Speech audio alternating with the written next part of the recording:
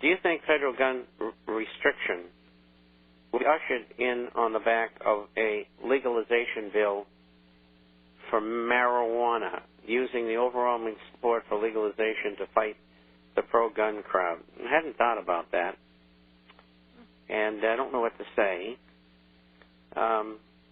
You're much younger than I, Melody, and you lived through the drugs era. What do you think? I didn't inhale. Yeah. So anyway, what do you think? You think they try to piggyback that? I don't know. That's a pretty good question, but thought-provoking. Don't know. Don't have an answer, but everybody else can think about it and give us their 2 cents worth. I don't think they would, but now, do you think the media is going to use the Ron Paul movement or another like it? Coulter, Hannity, Beck, CNN, and Fox are going to Ron Paul now for commentary and appear to have switched camps. If we were to elect a patriot in the next election and then the whole mess imploded, the Illuminists could then blame the patriot movement for the whole mess and bring in another savior. CNN went directly to Ron Paul after Obama's speech on Tuesday.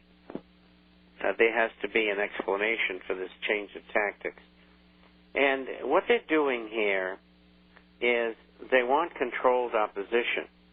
They don't want Melody and I and Alex and Stan and Pastor Butch and all the others that were on it. They don't want the public listening to them. They want to steal our ideas and our thunder. And after they've done that, they will cause us to be called lunatics or something. They will try to fit in between the mainstream, which knows nothing, and where we are, so that they will look like the good guys bringing the antithesis, the antithesis message. And they want to capture away from talk radio that brings truth.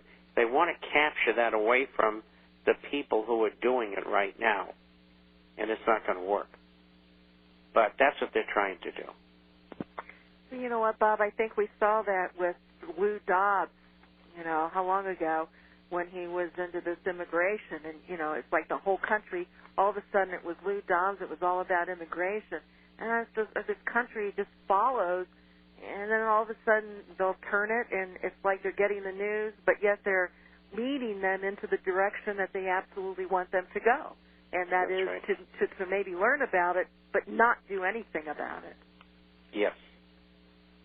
And that's the most important thing, because what we're coming into here in the economy is a time when the option arm loans are going to be coming apart over the next 3 to 4 years. They've already started. They're about a year and a half into it.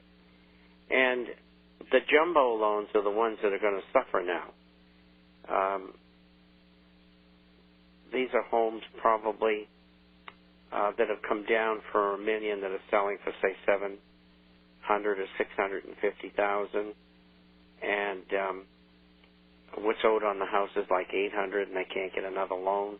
They're going to lose it, and many of them might lose their jobs as well. These are high-paying jobs. These are bright people for the most part, and that is going to throw a great many citizens who would not normally get involved in thinking about who did this to me, who will get involved because they lost their home, maybe their job, their vehicles. Woe is me, what am I supposed to do? Who did this to me? And those people are going to be very, very instrumental in the future over the next 3 to 4 years.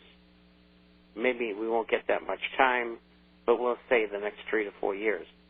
And these people, once they find out from people who listen to a show like Melodies and the other shows that are similar, they will find out who did it to them. And that's when you're going to see the beginning of some real action. And, you know, when you mentioned 3 to 4 years, Bob, I mean, that is also important. We talked about it earlier. I believe it was yesterday. People have a hard time grasping time. What we believe, what we see, what we know is going on, we expect things to happen faster than or unfold quicker than what they have been. And, of course, you know, people are date motivated that, you know, something has to happen at this point in time and so forth. And that's just not the case. I want to interject here. Anybody that gives you a date, 9 chances out of 10 he won't meet that date. Maybe 9 3/4 chances out of 10 that date won't be met. I've seen it happen over and over and over. When I predicted the invasion of Iraq and an event that would trigger it, I did it in November before 9/11. So it was 8, 9, let's say 9 months ahead. I gave a date. The date I gave was October the 16th. I was off by 33 days.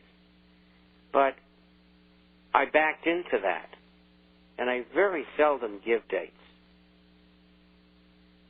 And I was right, or very nearly right. And I didn't know what the event was going to be. I just knew they had to do it.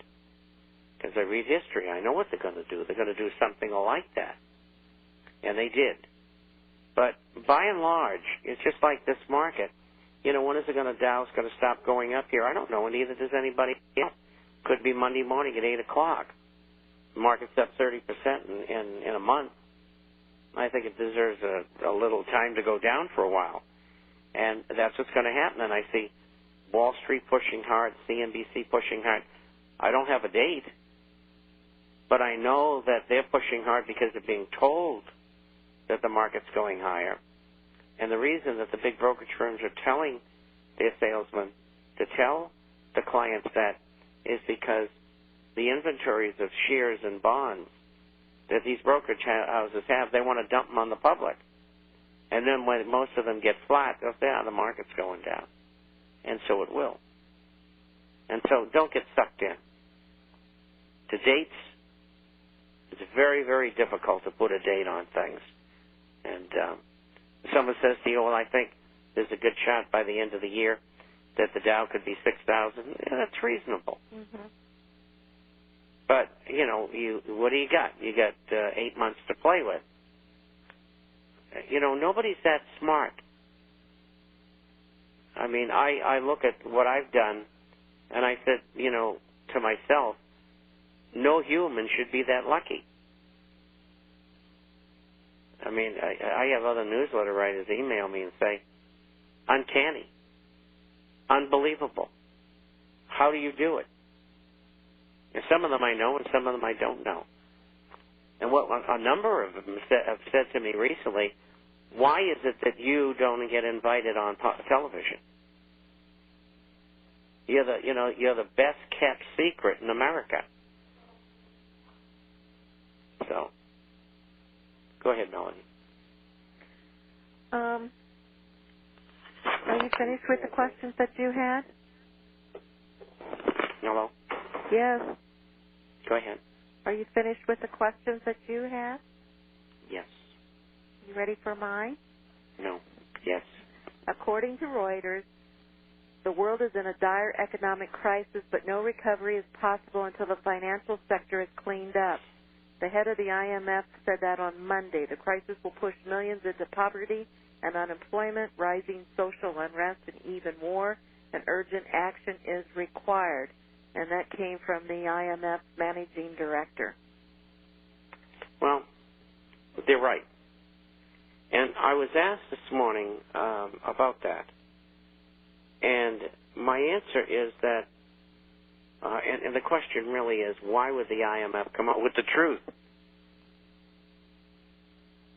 or something close to the truth. You know what I mean? Mhm. Yeah.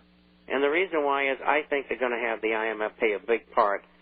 IMF has a lousy reputation, and I think that the IMF wants to be the leader of the financial pack, and they're making them look good. That's what I think.